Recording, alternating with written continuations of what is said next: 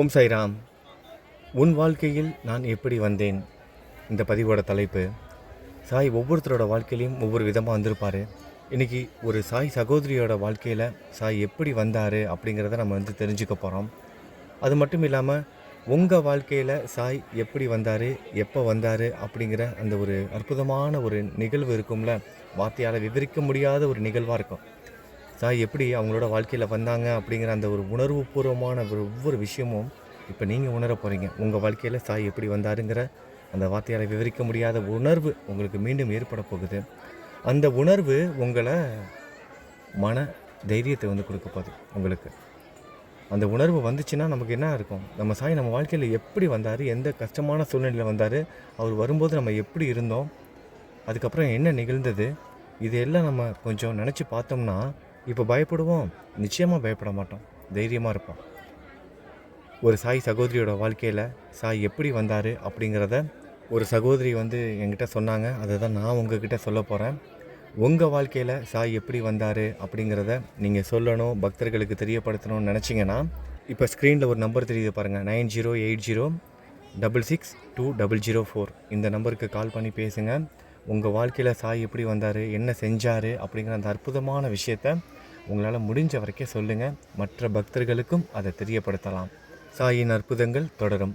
சரி, இப்போ நம்ம சாய் குடும்பத்தை சேர்ந்த ஒரு சகோதரி, அவங்களோட வாழ்க்கையில் சாய் எப்படி வந்தார், எப்படி அவங்களுக்கு அறிமுகமானார், எப்படி அவங்க வாழ்க்கையில் வந்தார், இவங்க எப்படி சாய்கிட்ட போனாங்க அப்படிங்கிறத நம்மக்கிட்ட சொன்னாங்க. 20 வருஷத்துக்கு முன்பு நடந்த ஒரு சம்பவம். அந்த சம்பவத்தை தான் இப்போ நான் உங்களுக்கு சொல்ல போகிறேன். கொஞ்ச நாட்களுக்கு முன்பு நான் ஒரு சாய் பக்தை என்கிட்ட பேசினாங்க. அப்போ அவங்க சொன்ன விஷயம் இது. 20 வருஷத்துக்கு முன்பு அவங்களுக்கு சாய்னா யாருன்னே தெரியாதான். ஏன்னா 20 வருஷத்துக்கு முன்பெல்லாம் அவ்வளோ கோவில்கள்லாம் கிடையாது, சாய் பற்றி யாருக்கும் அந்தளவுக்கு தெரியாதுல்ல. அப்படிப்பட்ட ஒரு காலகட்டம் அது. அப்போ அவங்களோட ஃப்ரெண்டு, சமீபத்தில் திருமணமான ஒரு ஃப்ரெண்டு, பெண் தோழி, அந்த பெண்ணுக்கு திருமணமாகி 1 வருஷம்தான் ஆகியிருக்கு. அவங்களோட கணவருக்கு ஆக்சிடெண்ட் ஆயிடுச்சு. தலையில் பலத்த அடி, உடல் முழுவதும் அடி. ஐசியூ வார்டில் வச்சுருக்காங்க. ஆப்ரேஷன் பண்ணணும். ஆனால் ஆப்ரேஷன் பண்ணுறத உடம்பு தாங்காத ஒரு சூழ்நிலை. ஏன்னா ஆப்ரேஷன் பண்ணுறதுக்கும் கொஞ்சமாவது வேணும்ல உடம்புல, அந்தளவுக்கு கூட இல்லையா. ரொம்ப அடிபட்டிருக்கு. என்ன பண்ணுறதுன்னு தெரில. வரவங்க போகிறவங்க எல்லோரும் துக்கம் விசாரிக்கிற மாதிரி எல்லாம் வந்துட்டு போகிறாங்க. அந்த பெண் மட்டும் மனசு தளரவே விடலையா. இவங்களோட ஃப்ரெண்டு எல்லோரும் பார்த்துட்டு, என்ன இந்த பொண்ணு ரொம்ப கல் நெஞ்ச காரியாக இருக்கா, புருஷனுக்கு அடிபட்டிருக்கு, அதுவும் ஐசியூ வார்டில் இருக்கான், கண்லேருந்து ஒரு சொட்டு தண்ணீர் கூட இல்லை, இவ்வளோ தைரியமாக இருக்கா, எப்படி இதெல்லாம் அப்படிங்கிற மாதிரி எல்லாம் பின்னாடி பேசிக்கிட்டாங்க. இந்த அக்கா மட்டும் போய் கேட்டிருக்காங்க நேரில். ஏன்னா இவங்க ஃப்ரெண்டுங்கிறதுனால, இவனால் எப்படிம்மா இவ்வளோ தைரியமாக இருக்க முடியுது, என்னாலலாம் நினச்சி கூட பார்க்க முடியல, நானாக தானே கத்தி ஊரை கூப்பிட்டுருவேன், ஹாஸ்பிட்டலே இதாயிரும், நீ என்ன இவ்வளோ அமைதியாக இருக்கா அப்படிங்கிற மாதிரி கேட்டிருக்காங்க. அதற்கு அந்த பெண் சொல்லியிருக்காங்க, நான் வணங்குற சாயி என் கணவரை காப்பாற்றுவார், நான் வணங்குற சாயி என் கணவரை காப்பாற்றுவார், இந்த வாழ்க்கை அவர் கொடுத்த வாழ்க்கை, நிச்சயமாக இது கெட்டு போகாது, எங்களை நல்லா வாழ வைப்பார், எனக்கு நம்பிக்கை இருக்குன்னு அதை தான் சொன்னாங்களாம். வரவங்க போகிறவங்க எல்லாரும் பார்த்துட்டு தப்பாக பேசுகிறாங்க பின்னாடி, என்ன இந்த பெண் இவ்வளோ தைரியமாக இருக்கா அப்படின்னு. ஆனால் அந்த பெண் கடைசி வரைக்கும் கண்டது ஒரு சொட்டு தண்ணீர் வரலையா, அவ்வளவு தைரியமாக இருந்தாங்களாம் அந்த பக்தை. இவங்களுக்கு ஒன்றும் புரியல. ஏன்னா சாய்னா யாருன்னே இவங்களுக்கு தெரியாது.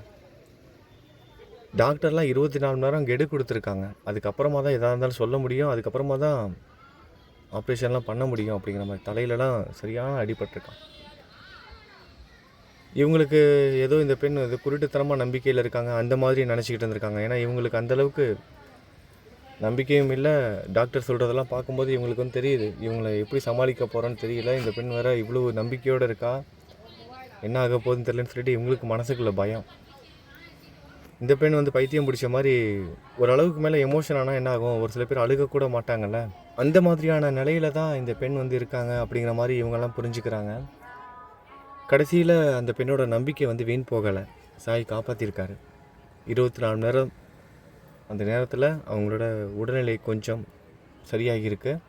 உடனடியாக ஹாஸ்பிட்டலில் அந்த ட்ரீட்மெண்ட்லாம் ஆரம்பிச்சிருக்காங்க, ஆப்ரேஷன்லாம் செஞ்சுருக்காங்க. 20 வருஷம் ஆயிடுச்சா. இப்போ அவங்க கணவனும் அவங்க மனைவியும் குழந்த குடும்பம்னு சந்தோஷமாக வாழ்ந்துகிட்டு இருக்காங்களாம். 20 வருஷத்துக்கு முன்னாடி இவ்வளோ கடுமையான ஒரு ஆக்சிடெண்ட் ஆணுச்சு அப்படிங்கிற அந்த ஒரு விஷயமே வெளியே தெரியாத மாதிரி அவ்வளவு நல்ல வாழ்க்கை வாழ்ந்துட்டு இருக்காங்களாம்.